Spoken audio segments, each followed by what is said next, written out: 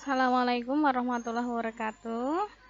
Berjumpa lagi dengan Bumia dalam pelajaran bahasa Indonesia.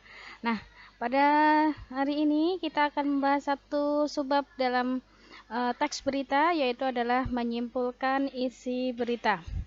Nah, dalam menyimpulkan isi berita itu ada beberapa istilah yang sering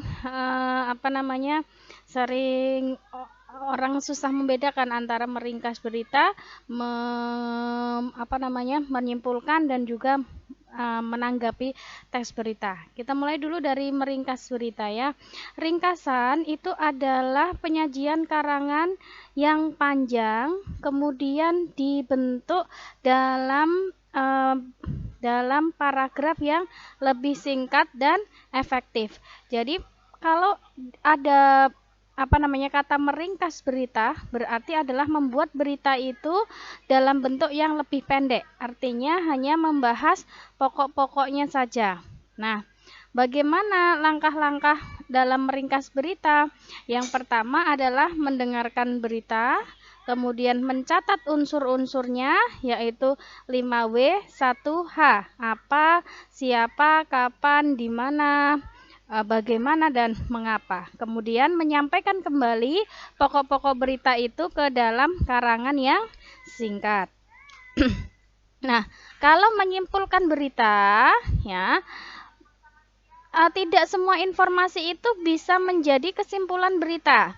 Kita harus menyeleksi informasi yang penting untuk bahan kesimpulan, ya. Jadi beda antara menyimpulkan berita dan meringkas berita. Seperti itu. Jadi kalau membuat kesimpulan adalah kata-kata akhir dari suatu uraian yang memuat unsur-unsur berita dengan rumusan yang lebih ringkas, ya, atau mencari benang merahnya.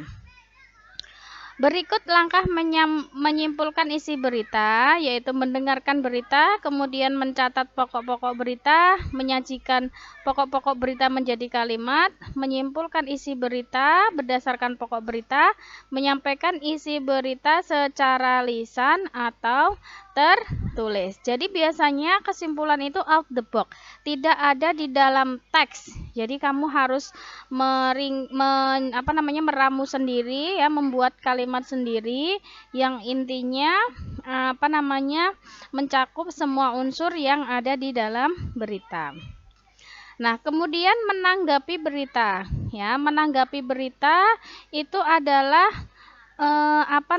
tanggapan itu adalah sambutan yang terhadap hal atau peristiwa, ya, bisa berupa ucapan, pendapat, atau gagasan, baik berupa kritik, komentar, atau yang lain.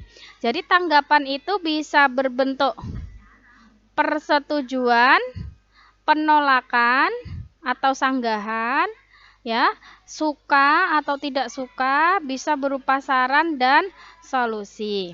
Jadi kalau persetujuan itu berarti kita menanggapi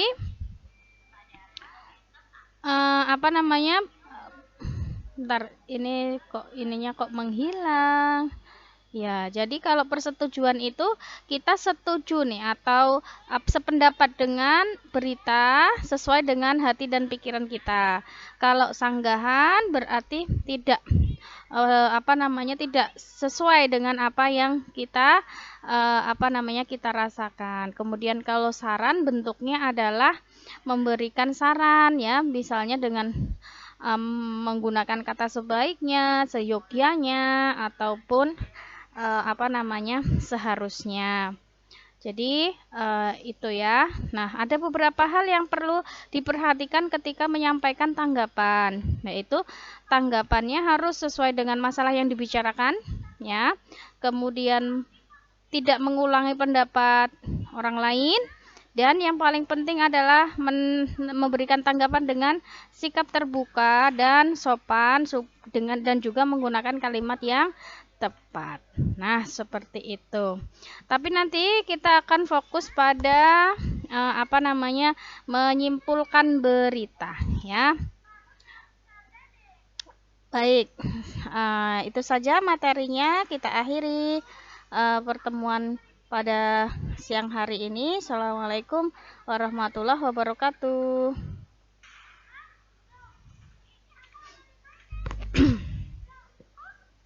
Ini kok susah banget, aduh.